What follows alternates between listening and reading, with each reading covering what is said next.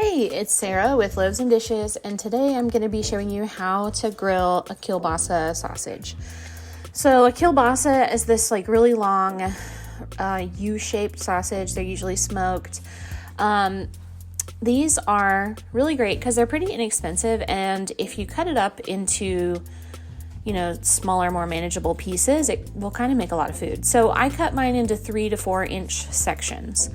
And then what I'm going to do to make sure that it gets grilled all the way through, it's already cooked, so you don't have to grill it, but this is just to get a nice char on it and to heat it up essentially. I'm going to cut it down the middle, and I'm going to not cut it all the way through, and then I'm going to split it open so it makes like a open-faced sandwich.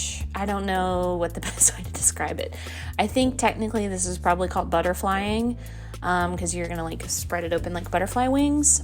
But yeah, so that's what we're doing, and this is just to make sure that it gets warmed through, and it also gives more surface area for the grill. So now I have my grill. It was starting to sprinkle outside, but I persevered to get this video to you people of the internet. I'm just putting those on my grill face down, and you want to grill them on each side for about 3 to 5 minutes. It doesn't take very long. And then spend a few minutes. I'm going to flip those over. We have nice grill marks. This one split in half. It was in the curve, and that's probably going to happen. And then I let those grill for a few more minutes, and then they were ready to take off. This is super simple. You make a nice dipping sauce to go with these. It's a great way to add some extra protein to a meal, that kind of thing. They're super easy to cook.